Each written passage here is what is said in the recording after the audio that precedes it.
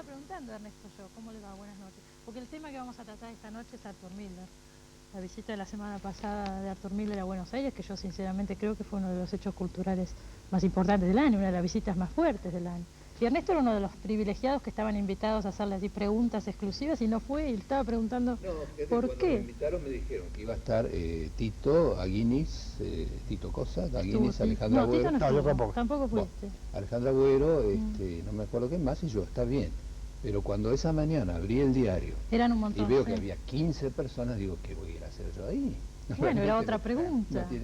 Pero no tiene sentido, porque lo interesante hubiera sido poder dialogar en alguna medida con él, ¿no es cierto? Exactamente. Déjenme hacer un corte chiquitito. Y aparte de un carácter demasiado oficial, demasiado pomposo, y bueno, a mí me pasó lo mismo, pero yo aparte, bueno, a mí me metieron sin preguntarme. Yo estaba en Chile, cuando llegué me dijeron, tiene que estar en la mesa. Yo tenía un problema y conseguí que me reemplazaran, pero me pareció sentir lo mismo de Ernesto, ¿no? Ese tipo de mesas en general no sirven para mí. La prueba es que la gente que coestuvo me dijo, mira, no, yo hablo en general. Nosotros tenemos algunos fragmentos de esa charla que los vamos a ir pasando a lo largo del programa. Pienso que se dijeron de todas maneras cosas muy interesantes. Yo rescato cosas de la charla. Después vos nos contarás porque tuvieron una... Claro, aparte nosotros, como teníamos al día siguiente una reunión entre dramaturgos, me pareció más útil estar allí. Sí, seguro, ahí tienen que haber Claro, entre pares. Además le hacían muchas preguntas políticas, no tanto preguntas sobre teatro. Claro, nosotros los autores justamente dijimos, no le hagamos preguntas, el pensamiento político lo conocemos. Queríamos hacerle preguntas sobre el oficio del autor, ¿no? Claro. La cosa que está pasando con el autor, esto nos parecía muy importante. Seguro, en las charlas que yo estuve eso, poco, a mí también me llamó la atención. Bueno, lo que pasa es que yo creo que él se ha transformado ya en esa figura pública, ¿viste? Es un poco, salvando, en fin, en distintos medios culturales lo que pasa con Sábato. Ha terminado por transformarse en un ejemplo de conducta cívica. Tal cual, sí, ¿no es es cierto? interesante. Su obra ya está, está en la historia. Ahora, en este momento, representa un papel en la sociedad que es como el hombre que da ejemplo. En uno de los fragmentos que tenemos, que vamos a pasar dentro de un rato, habla justamente de eso, del rol que él piensa que tiene un escritor. Pero es interesante, alguien tiene que tomar ese papel, está bien que lo haya tomado. Sin duda, sí. Además le vi como mucha aparte actividad. lo ha trasladado a la escritura también, claro. ¿no? Es decir, no es solo un rol cívico de militante, como lo es, sino también que su propia escritura, ¿no? Es decir, él enfrentó el macartismo desde el teatro, no solo desde denunciar, no denunciar en realidad, ante el Comité de Actividades Antinorteamericanas, ¿no? De plantarse ante el macartismo y también en el teatro. Él les escribió La Bruja de Salem y la versión de Ibsen de El Enemigo del Pueblo es eso. Claro.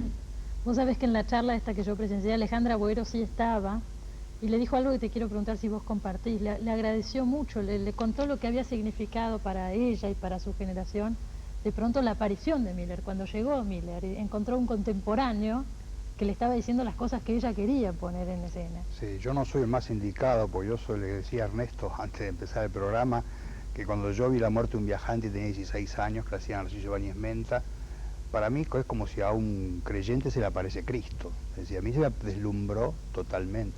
Yo a partir de ahí elegí el teatro, a partir de ahí, después la escritura. Yo elegí el teatro como una cosa mucho más global, ¿no? Pero a raíz, más de actuación, a partir de Miller. Sí. O sea que mi primera obra está totalmente teñida de... Bueno, y muchas obras, la de Germán... Claro, determina la actitud, creo yo, de toda la generación llamada del 60 de nuevos dramaturgos, todos influidos por Miller, y bueno, una influencia me muy impresionaba valiosa, mucho eso, la cantidad de gente que le decía gracias. Claro. Usted fue determinante en mi vida. Son cosas fuertes. Sí, para toda una generación. ¿No? Vamos a escuchar el primer fragmento de Miller, así lo ponemos acá en escena con nosotros, que todavía no lo vieron. Mándemoslo, Diego. I think that not only television, but the film arts in general are, at the moment, far more interesting to the general population than the theater is. However, in the States, where we've had mass television for 20 or 30 years, there is now a reaction of boredom with it. And there is a new interest in the theater. Our problem is to organize the audience so that people can afford to buy tickets to the theater. In New York at the present time, for example, the price of the ticket is as high as $50 or $60 for one seat. You can't run a theater on that basis. We are, I think, arriving at a crisis where we're going to have to decide whether to subsidize, to some degree, the main theaters. Otherwise, it will continue to be a constricted field. I don't believe that the competition is basically with the film. I think the problem is how to organize the production of plays so that more people can come to see them. The audience is there. It's been proved a number of times. They do come, even at the great cost. They would come more often, and it would be far healthier if the cost were lower. Porque creo que es discutible. La pregunta que le habían hecho es cuál es el rol actual del teatro ante el auge del cine y del video. Y él piensa que la gente no va al teatro por un problema de costos. Dice que las entradas son muy caras, en Estados Unidos valen 50, 60 dólares. ¿Es así? Yo no sé cómo es en Estados Unidos porque no. Primero que me parece que hay un teatro más barato también, pero de todas maneras me parece que no pasa por el precio de las entradas, ¿no? Es una parte, tampoco podemos desconocer. Por ejemplo, si hablamos de Buenos Aires, está claro, uno no puede desconocer que el precio de la entrada también. Pero el fenómeno es más grande, porque cuando se produce un fenómeno teatral que importa, es decir, esto, bueno, aparece la gente que puede pagarlo. Y de última, es decir, hay que encontrar maneras de que pueda llegar a acceder al público que no tiene plata o que tiene menos plata con entradas más baratas. Eso está bien, pero el fenómeno es más complejo. El fenómeno de la crisis del teatro es más complejo. Habla un poquito. Bueno, más compleja porque está digiriendo todo un cambio que se ha producido fundamental, que se viene, pero ya le pasó con el cine. Ya lo hizo con el cine en la década del 20, del 30, cuando empezó a aparecer el rol del director, el escenógrafo como un fenómeno de mucha potencia en el teatro. Y le pasó, y ahora le está pasando con la televisión y con los medios audiovisuales. Es cierto que esto ya es influencia muy fuerte, porque es una influencia que está tocando ya el subconsciente colectivo, ¿no? Con la imagen, con los videoclips, con todo lo que es imagen, esta cosa de matar la palabra, matar el concepto, encima se dice que se matan las utopías. En fin, hay como una cosa de ya no hablar más. Por eso el autor es uno de los tipos más cuestionados en el teatro. Cuando yo veía, perdóname un segundo, pero está relacionado, cuando yo lo veía a Miller y pensaba lo que significaba Miller, era una época en que el autor de teatro era un personaje, pero muy relevante, me da la sensación. Claro. Miller y Williams determinan líneas que se siguen en todo el mundo, prácticamente. No son ¿Hay ahora autores de teatro en Estados Unidos así que tengan el peso que tuvieron Williams? No, tienen peso local los autores ahora. Está David Mamet, claro. Justamente parece que estrenaron una obra. Tomás Eloy Martínez dice que Vargas Llosa estaba muy entusiasmado con una pieza de David Mamet, a quien Miller cita como uno de los autores jóvenes, no sé exactamente la edad que tiene, pero obviamente debe ser joven, lo más importante, por los 40, ¿no? Lo cita como uno de los más importantes. Mamet y Shepard son, ¿no? Shepard, pero comparemos, el gran dramaturgo viviente, sin duda, es Pinter. Harold Pinter es el gran dramaturgo mundial, y pare de contar. Sí. ¿No? Y hay otro que es más mundial porque me parece que sus obras se siguen... Porque lo que pasa con el autor ahora es que se ha vuelto provinciano, estrena en su lugar. Está lleno de buenos autores. Vos vas a cualquier país y te hablan Lars Noren en Suecia, en Tremblay en Canadá, pero no salen de la comunidad. No salen de la comunidad. Quizás el único que más o menos es universal, pero también porque es actor. Yo tengo esta teoría de que hay que seguir o hay que volver a escribir más para el actor y para el escenario que para el libro. Es Dario Fo. Dario Fo, sí, claro. Sus obras se siguen dando y las representan parecidas. Pero esa cosa que hacía Miller, que digo Miller porque estamos hablando de él, ¿no? Todos, pero Miller, esa partitura como fue La muerte de un viajante, que era como tocar la novena de Beethoven, se tocaba igual en todos lados. Narciso Ibáñez Menta compró todo, la apuesta se compraba también. Sí. Las acotaciones del autor eso se acabó, ya están muertos. Además lo que él dijo es que siempre le interesó y tuvo muy claro hacer un teatro popular, que fuera entendido por todo el mundo. Exactamente. Bueno, él dice, eso también lo dice, y eso hay una zona discutible, pero hay una zona que es interesante lo que él dice. Porque él dice, nosotros teníamos que escribir para el gran público. Entonces esto le daba como una especie también de dimensión a veces de populismo, pero también de dimensión. Cuando vos Sí, estás sí. escribiendo para el mundo, como si escribiéramos para el mundo, ya no se, nadie escribe para el mundo, se escribe para la comunidad ahora, ¿no? Además, y por eso hacen cosas más bien crípticas, cerradas, codificadas, ¿no? Sí. Dijo una cosa interesante, y es que tendríamos, dice, que llegar a subsidiar el teatro, cosa que en los Estados Unidos sería una revolución, porque los europeos sí, casi todos, Casi España, Italia, Francia, Alemania, subsidian al teatro Exactamente. para que viva el teatro. Exactamente, Sí. Porque no puede vivir solo del público. En Sí. cambio en Estados Unidos no. claro, Un fenómeno parecido al nuestro. exactamente. Si nosotros seguimos más esa línea de... Por eso Exacto. triunfan, qué sé yo, las grandes superproducciones, los musicals, Claro. por Claro. ejemplo, de Hollywood. Y no. Pero aún así hay que observar una cosa, que los grandes musicals que en los últimos 10 años más o menos que han llegado a Estados Unidos no son norteamericanos, son ingleses. Ah, ¿sí? Claro, Los Miserables, El Fantasma de la Ópera, Ah, mirá. Cats, todo viene de Londres, De Londres. va de Londres a Nueva York. Ah, qué raro eso, Sí, ¿no? es muy raro, pero No es absolutamente real. Broadway ha estado invadida en los últimos años, no sé, este año en particular creo que ha resucitado un poco el teatro A mí me- norteamericano. Bueno, pero él dice unas cosas después, no sé por si las tenés, eso cuando él habla de la cierre de salas, habla como de 20 salas cerradas en Broadway. Eso lo debe haber dicho en la charla de ustedes, porque la que yo presencié no habla no. de esos temas. ¿Qué cosa? ¿Quieren ver otro fragmento? Bueno, Saltamos sí, de sí. tema. Vamos a pasar al segundo fragmento, donde habla el rol que él cree que tiene que tener el escritor. Too simple. It seems to me that the writer especially has a function which probably no other art has, and certainly not the sciences. He is able, theoretically anyway, to give us the news of what is happening in a society. The news not only in the concrete objective sense, but the news in the changes of the spirit of the people. It's extraordinarily difficult to do this, but it is a worthwhile aim. And I don't think that it is particularly harder now than it used to be. I think we are living through a general period of disillusion, especially with political systems. But in a way that is a challenge for us to observe more closely what happens and is happening to human beings. No one else can do that.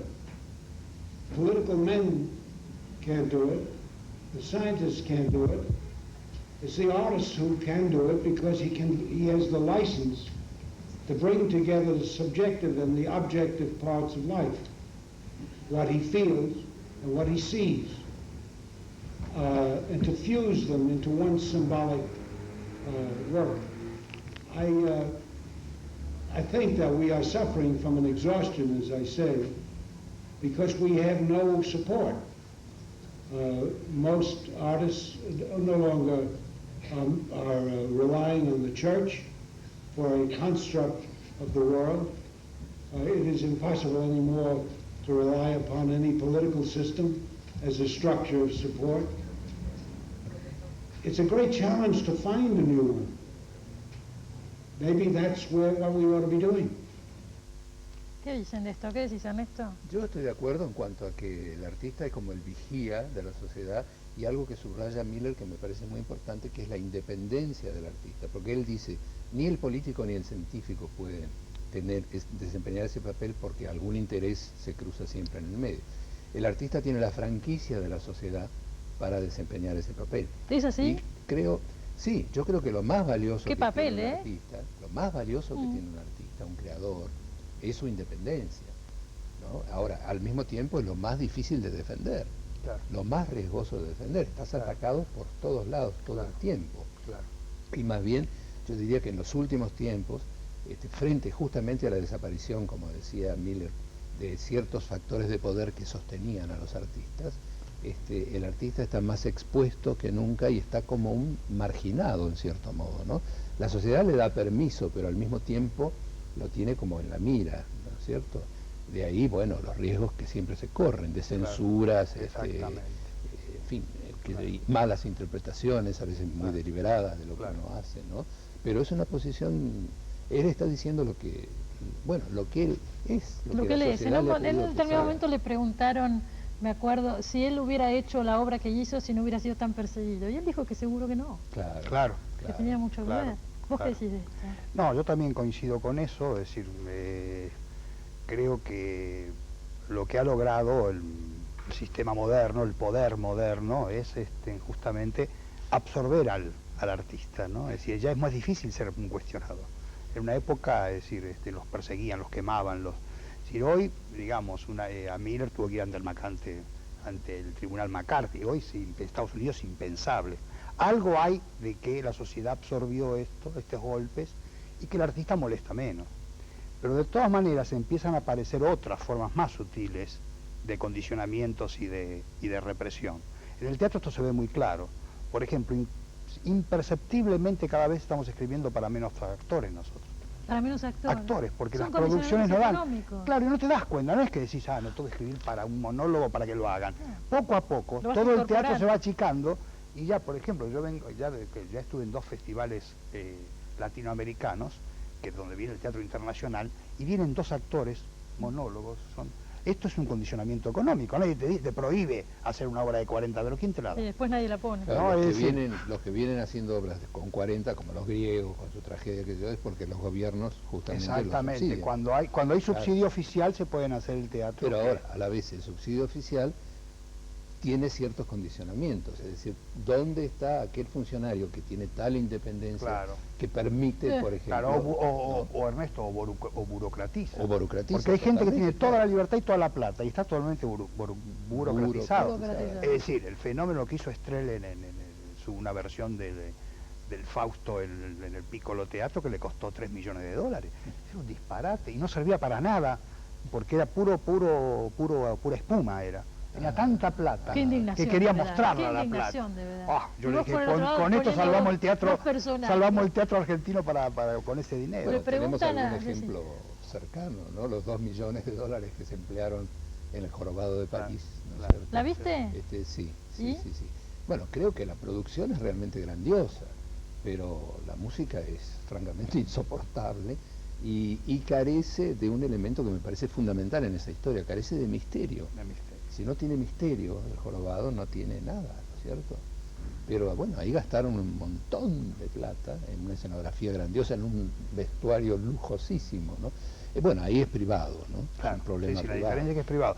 Pero es cierto que a veces hay que estar en contra de las cosas para que... Lo que Miller dijo es cierto, él no hubiera escrito La Bruja de Salem sin el tribunal. Seguramente, claro. Porque no era su estilo, era un hombre que escribió sobre el realismo de su tiempo. Él tuvo que bucear en la historia para contar su tiempo más ambiguamente, con menos directamente. Seguro. Y hizo esa obra que quizás sea una de las más grandes de él. El último fragmento que tengo le preguntan justamente sobre eso, sobre las modas, sobre las tendencias y sobre qué es lo que él cree que un escritor tiene que escribir. Escúchenlo porque es muy lindo realmente. It seems to me that in the end, the only commitment that matters as far as the artist is concerned is a commitment to defend his vision against not only censorship from the government or from the church or from wherever, but from the censorship of fashion, the fashions of thought of the time that he lives in. So that he is speaking from his heart and not from his latest reading of the newspapers or what he thinks is popular or what he thinks his audience expects. You know, it's probably the most difficult thing in the world to do, is to look at what's in front of you and read your own reaction to it. Not the reaction that you know people expect you to have, but your real reaction. This is what art is. You know, Tolstoy said the reason we go to art at all is because through the art, we expect to get a glimpse of the artist's soul. That's what it's for, he thought. I agree with that. ¿Qué te parece, Tito? Vos que has llegado a ser un... Yo creo que sos el autor más popular argentino, ¿o no? Bueno, en el barrio muchos no me conocen, pero... Sí, digamos que yo estreno bastante, yo estreno con regularidad y aparte, bueno, hago un tipo de teatro que tiene más conexión o tiene bastante conexión con más gente. ¿Sí? No digo con toda la que uno quisiera, pero claro, digamos, se puede hablar de un teatro más popular, si la palabra, no entremos en esto porque es larguísimo, ¿no? Que por ejemplo el de Griselda, el de Monti, el de autores. ¿Estarías más cerca de Miller desde ese punto de vista o estoy diciendo cualquier Yo empecé cosa? muy cerca de Miller, después me fui abriendo, descubrí más el humor y el grotesco como forma, para mí, más de mi tiempo, más para expresarme, ¿no? Sí. Pero bueno, aparte yo tengo un teatro que es muy ligado al actor, entonces yo tengo la posibilidad de que lo hagan las producciones y los actores que traen más público. Pero hay que olvidarse que el teatro, el público no va a ver las obras, ¿no? El propio Miller, digo, no hablemos Shakespeare, uno hace Shakespeare puede fracasar absolutamente, depende de cómo se hace y quiénes lo hacen. Cuando lo hace Halcón va mucha gente, cuando lo hacen un chico del conservatorio no va nadie, ¿no? Esto tiene mucho, por eso hay que olvidarse, el autor tiene que olvidarse esa relación entre popularidad, sí escribir como siente y como quiere, como lo dice Miller, ¿no? Afuera de las modas, ¿no? No, qué Esto me humildad parece que lo bien. diga, qué humildad que lo diga, ¿no? Sí, claro, sí. Claro, también yo diría fuera de las modas, pero atento a los cambios profundos, ¿no? Claro. Porque yo creo que a él le pasó eso. Se quedó un poco afuera. Claro, a él lo agarró ya grande, un cambio, un sacudón total y bueno, a lo mejor su teatro volverá dentro, como si esto es cíclico, ¿no? Sí. Pero para este tiempo, muchas cosas, de su última obra, por ejemplo, que acá todavía no se conoce, Es que se llama El último Yankee, de Last Yankee, que yo hice una obra muy chiquita y muy antigua, uno siente que es un teatro que ya se puede, lo agarra un director como se hace ahora y lo hace de otra manera, le pone humo y puede parecer moderno, pero el texto suena antiguo. Ay, no, pero lo de la moda también es peligroso, también decir yo, porque hay cambios en el mundo, ¿no? Sí. No, lo que vos decís, los cambios profundos. Los cambios profundos, claro, una cosa son las modas, otra cosa son los cambios profundos. Gracias por haber venido, los tengo que cortar, nos vamos. Bueno, gracias a vos, Daba para Cristina. seguir un Y rato. felicitaciones por el premio. Gracias, iba a decirlo porque ya veo que me voy sin decirlo. Agradezco muchísimo a la gente de Broadcasting que nos dio este premio al mejor programa cultural de 1992. Estoy realmente muy contenta y orgullosa, todavía no había tenido oportunidad de mostrarlo y decirlo. Una cosita corta que me pasan acá interesante.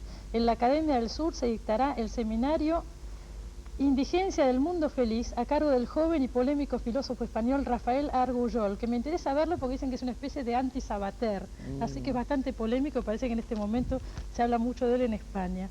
Los interesados pueden llamar al 822-6889, que es el número, si alguno no llegó a anotarlo, de la Academia del Sur. Y ahora nos vamos corriendo. Gracias a Tito y a Ernesto Gracias, Yo por haber Cristina. venido. Y a Artur Miller por haber estado en Buenos Aires. Hasta la semana que viene y gracias.